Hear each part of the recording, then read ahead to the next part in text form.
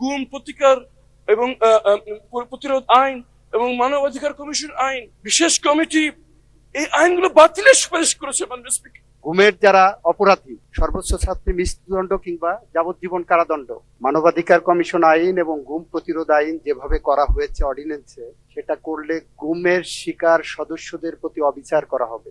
আমি গুমের ভুক্তভোগী যারা ফিরে আসছে তাদের পক্ষ থেকে, গুমের ভুক্তভোগী পরিবারদের পক্ষ থেকে একটি বিষয়ে দৃষ্টি আকর্ষণ করছি।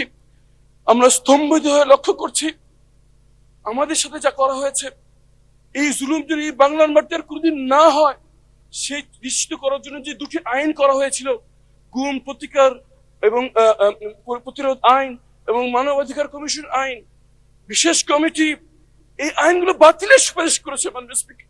আমাদের ভুক্তভোগীদের পক্ষ থেকে আমাদের আবেদন, যদি সরকার কোনো পরিশোধিত করতে চায় এই আইনটিকে আগে অনুমোদন দিয়ে আইনের রূপান্তরিত করুক, পরে সংশোধনী বিল এনে তাকে সংশোধনী করা হোক। যদি সেটা না করা হয় 12 তারিখে আইনটি বাতিল হয়ে গেলে 13 তারিখ গুমের কোনো সংজ্ঞা থাকবে না। ধন্যবাদ। মাননীয় আইনমন্ত্রী। ওনারা যেটা নিয়ে হইচই করছেন, ওনারা সেইটা আইনটা ভালো করে মনে হয় দেখেননি। মানবাধিকার কমিশন আইন এবং গুম প্রতিরোধ আইন যেভাবে করা হয়েছে অর্ডিন্যান্সে, সেটা করলে গুমের শিকার সদস্যদের প্রতি অবিচার করা হবে। কারণ আমরা একই সাথে আইসিটি অ্যাক্ট 1973 সালে ক্রাইম এগেনস্ট হিউম্যানিটির মধ্যে গুমের সংজ্ঞা অন্তর্ভুক্ত করেছি।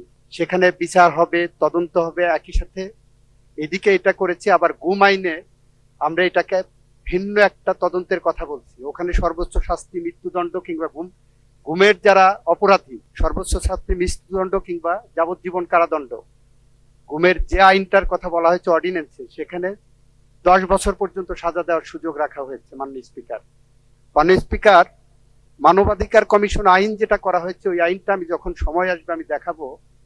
এই আইনটা যদি রাখা হয় এইভাবে, তাহলে বাংলাদেশের মানবাধিকার লঙ্ঘনের শিকার মানুষজন অতিরিক্ত হয়রানি এবং মানবাধিকার লঙ্ঘনের শিকার হবেন। এই আইনের তদন্তের নামে যে টাইম ফ্রেমটা দেওয়া হয়েছে, আমরা বলছি এই দুটো আইনে আরো বেশি যুগোপযোগী, আরো বেশি জনকল্যাণমুখী, আরো বেশি ন্যায় বিচার নিশ্চিত করার জন্য আমরা এই সেশনের মাঝামাঝি বা পরবর্তীতে অংশীজনদের সাথে আলাপ আলোচনা করে পরবর্তীতে সুনির্দিষ্টভাবে বিল আনবো, যাতে করে অপরাধীরা কোনোভাবেই ছাড়া না পায়।